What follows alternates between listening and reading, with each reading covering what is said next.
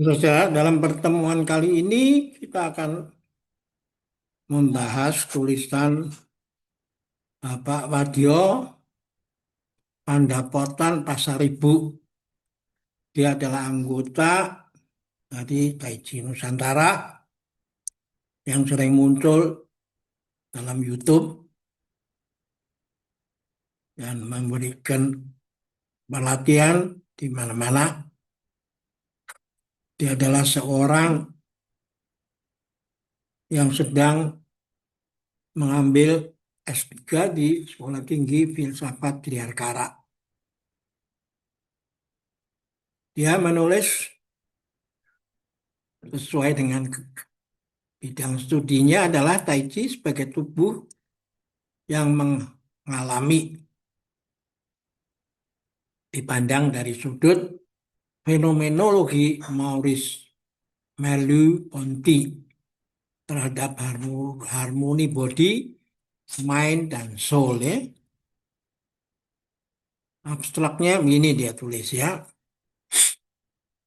Artikel ini bertujuan menganalisis praktek Tai Chi melalui pendekatan fenomenologi tubuh Merleau-Ponty dengan menekankan bahwa Tai Chi tidak dapat direduksi hanya sebagai olahraga kesehatan atau latihan fisik semata.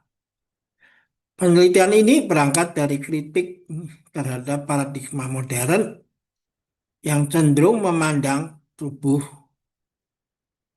secara mekanistik dan terfragmentasi.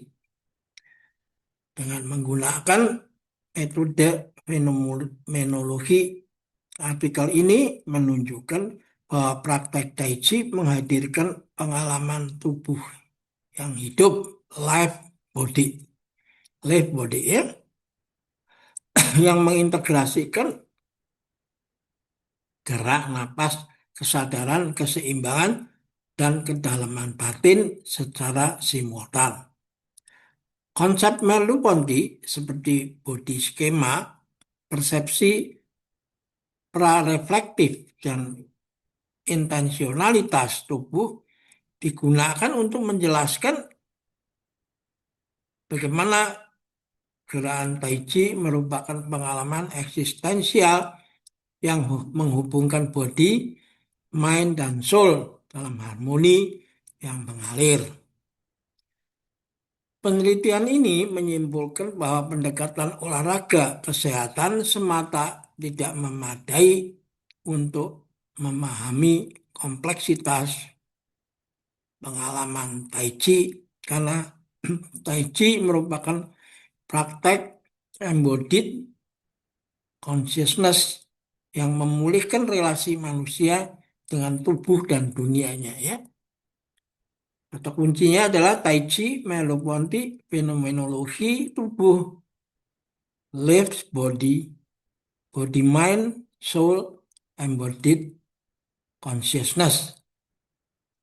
Ya, tulis dalam penduluan begini, dalam paradigma modern, tubuh manusia sering dipahami sebagai objek biologis yang dapat diukur, dikontrol, dan dioptimalkan layaknya mesin.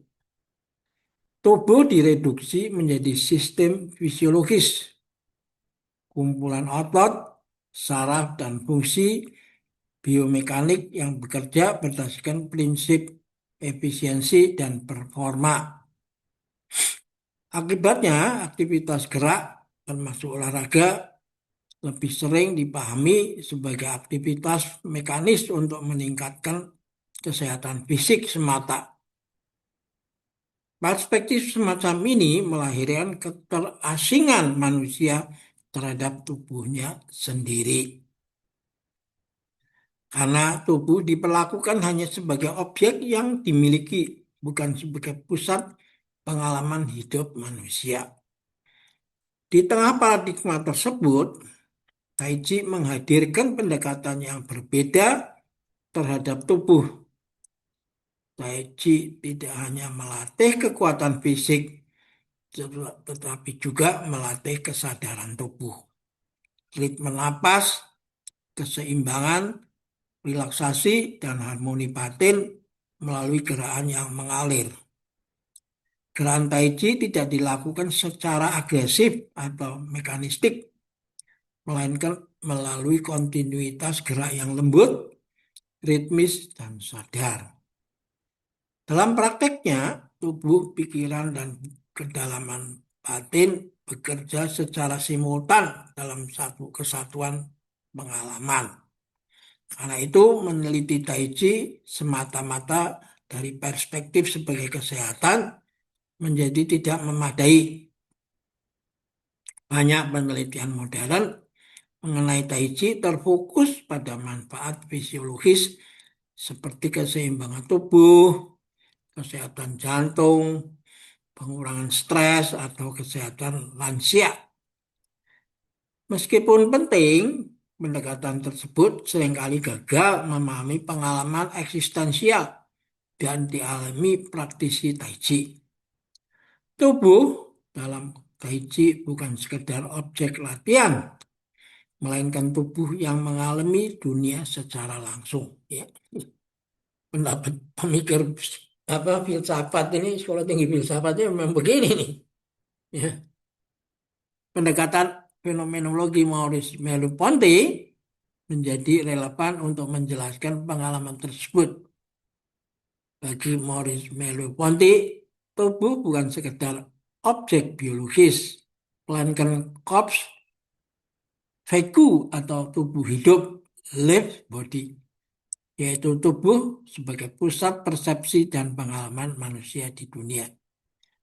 Melalui tubuh, manusia memahami ruang, ritme, gerak, dan keberadaannya sendiri. Artikel ini berargumentasi bahwa kompleksitas pengalaman dalam Tai Chi justru dapat dipahami secara lebih utuh melalui fenomenologi tubuh Merleau-Ponty. Tai Chi memperlihatkan bahwa manusia bukan sekedar entitas biologis yang bergerak, tetapi kesatuan pengalaman body, mind, dan soul yang terintegrasi melalui gerak, napas, keseimbangan, dan kesadaran tubuh. Ya, ini dia punya catatan kaki. Nah, sekarang kita masuk kepada fenomenologi tubuh menurut Merleau-Ponty. Fenomenologi Merleau-Ponty lahir sebagai titik kritik terhadap dualisme Kartesian yang memisahkan tubuh dan pikiran. René Descartes memandang tubuh sebagai substansi material, res extensa, dan pikiran sebagai substansi berpikir, res cogitans. Pemisahan ini mempengaruhi perkembangan ilmu modern yang kemudian melihat tubuh secara mekanistik. Merleau-Ponty menolak pemahaman tersebut. Menurutnya, tubuh bukan sekedar objek fisiologis, melainkan cara manusia hadir di dunia. Tubuh adalah subjek pengalaman. Ia menyatakan bahwa manusia tidak pertama-tama berpikir tentang dunia, melainkan mengalami dunia melalui tubuhnya. Ya, ini luar biasa ini Pak Wadio ini. Saya sendiri bergerak melalui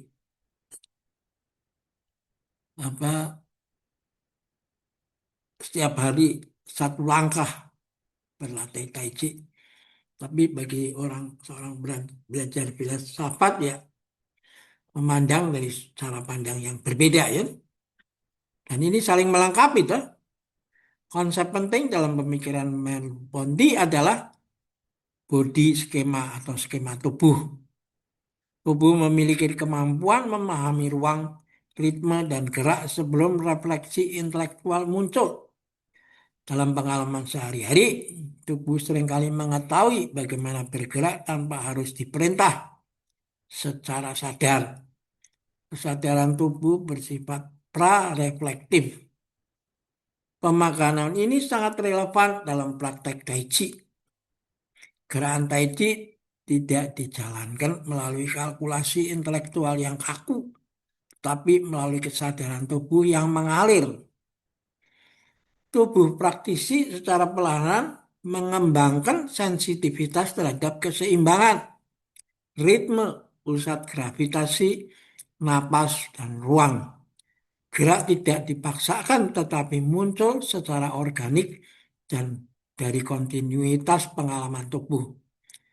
Dengan demikian, Tai Chi bukan sekedar aktivitas motorik, melainkan pengalaman fenomenologis yang memperlihatkan keterhubungan antara tubuh, kesadaran, dan keberadaan manusia. Ini catatan kakinya, Tai Chi sebagai tubuh yang mengalami. Dalam banyak olahraga modern, tubuh diarahkan untuk mencapai performa tertentu melalui disiplin mekanistik.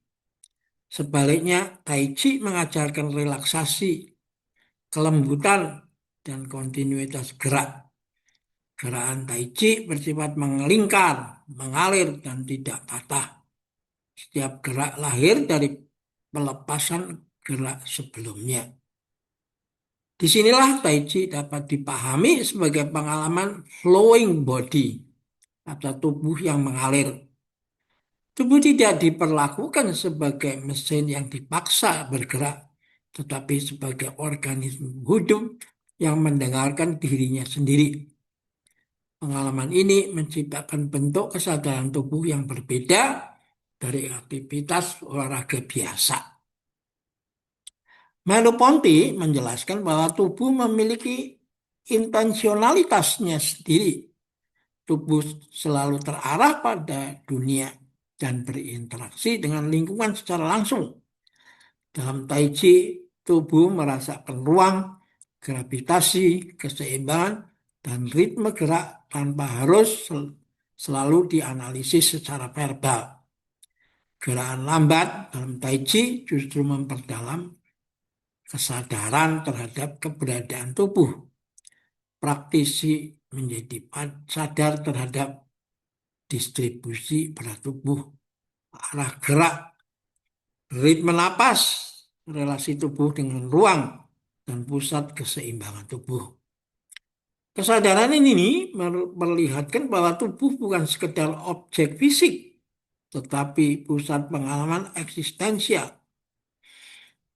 Pernapasan, movement, dan harmoni body, mind, soul. Salah satu aspek penting dalam Tai Chi adalah latihan pernapasan abdominal atau pernapasan Landian.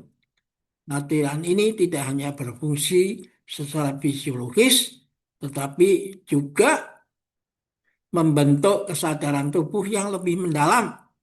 Dalam praktek Tai Chi dan Qigong, napas dipahami sebagai penghubung antara tubuh, pikiran, dan energi kehidupan. Latihan pernapasan abdominal melibatkan relaksasi diafragma, kesadaran terhadap bagian bawah, serta koordinasi tubuh bagian tengah dan punggung. Praktek ini membantu tubuh menjadi lebih stabil, tenang, dan membumi. Dalam pengalaman praktis, perhatian terhadap movement atau gerbang kehidupan menciptakan sensasi pusat stabilitas tubuh dan keseimbangan energi. Fenomenologi tidak bertugas membuktikan secara saintifik keberadaan energi Qi, melainkan menjelaskan bahwa bagaimana pengalaman tubuh tersebut dialami oleh subjek. Dalam konteks ini, pengalaman movement dapat dipahami sebagai pengalaman kesadaran tubuh terhadap pusat keseimbangan dan kedalaman eksistensial. Karena itu, Tai Chi tidak relevan dipahami hanya sebagai olahraga kesehatan. Gerak napas, kesadaran, ketenangan batin, dan keseimbangan tidak bekerja secara terpisah. Semua lahir dalam satu kesatuan pengalaman tubuh hidup. Konsep body, mind, and soul dalam artikel ini tidak dipahami secara dualistik metafisik, melainkan sebagai kesatuan pengalaman manusia utuh. Soul di sini merujuk pada dimensi interior manusia, kedalaman batin, kesadaran eksistensial, dan pengalaman keutuhan diri yang muncul dalam praktek tubuh yang sadar. Kritik terhadap paradigma olahraga modern. Dominasi paradigma olahraga modern seringkali mengukur keberhasilan tubuh berdasarkan performa, efisiensi, sama kekuatan. Ya. Nah, dan produktivitas tubuh menjadi objek kompetisi dan optimalisasi. Dalam situasi tersebut, manusia berisiko kehilangan relasi reflektif terhadap tubuhnya sendiri. Tai Chi menghadirkan kritik diam terhadap paradigma tersebut. Gerak Tai Chi tidak bertujuan menaklukkan tubuh, tetapi mengharmoniskannya. Tubuh tidak dipaksa mencapai performa maksimum, melainkan diajak memasuki ritme gerak yang seimbang dan sadar. Melalui perspektif fenomenologi Merleau-Ponty, Tai Chi memperlihatkan bahwa kompleksitas manusia tidak dapat direduksi menjadi fungsi biologis semata. Tubuh manusia adalah kesatuan pengalaman yang hidup. Karena itu, penelitian tentang Tai Chi hanya menekan aspek olahraga kesehatan menjadi reduktif dan gagal memahami kedalaman pengalaman tubuh yang sesungguhnya. Kesimpulan, fenomenologi tubuh Merleau-Ponty memberikan kerangka filosofis yang kuat untuk memahami Tai Chi sebagai pengalaman tubuh yang hidup, live body. Tai Chi bukan sekedar olahraga kesehatan atau latihan fisik, melainkan praktek embodied consciousness yang mengintegrasikan body, mind, and soul dalam gerakan yang mengalir. Melalui gerak napas, keseimbangan, dan kesadaran tubuh, Tai Chi memperlihatkan bahwa manusia tidak dapat dipahami secara terfragmentasi. Tubuh bukan objek manusia. Tubuh bukan objek mekanis, tapi pusat pengalaman eksistensial manusia di dunia. Dengan demikian, pendekatan fenomenologis memungkinkan kompleksitas pengalaman Tai Chi dipahami secara lebih utuh dibandingkan dengan pendekatan biomekanik dan fisiologis semata. Artikel ini menunjukkan bahwa Tai Chi sesungguhnya merupakan praktek harmoni manusia yang memulihkan hubungan antara tubuh, kesadaran, dan keberadaan di tengah kecenderungan modern mekanistik yang terfragmentasi. Ya. Inilah tulisan daripada apa Pak Wadio yang menurut saya inilah memang ciri orang-orang yang sekolah di sekolah tinggi filsafat Giriharkara ini ya kemampuannya seperti begini nih. Ya, saya perlu orang-orang yang seperti ini untuk membantu mengarahkan supaya Tai Chi ini mempunyai body of knowledge yang kuat sehingga bisa terus eksis panjang masa gitu, ya. Dan tidak apa menjadi organisasi yang hanya merupakan tempat untuk apa membuat latihan-latihan yang semata-mata melihat itu dari segi kemampuan fisik ya.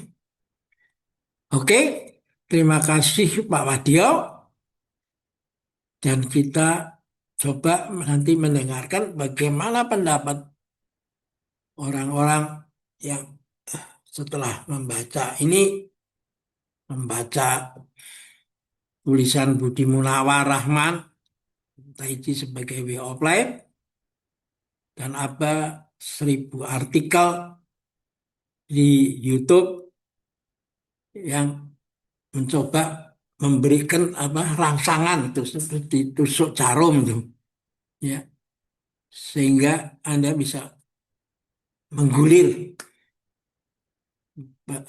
interaksi untuk terus-menerus setiap hari satu langkah meskipun perjalanan masih ribuan li dan setiap hari berbuat baik meskipun halangan, rintangan sudah banyak sekali ya. Kita terus melakukan perbuatan baik. Oke, kita akhirin di sini. Sampai jumpa lagi.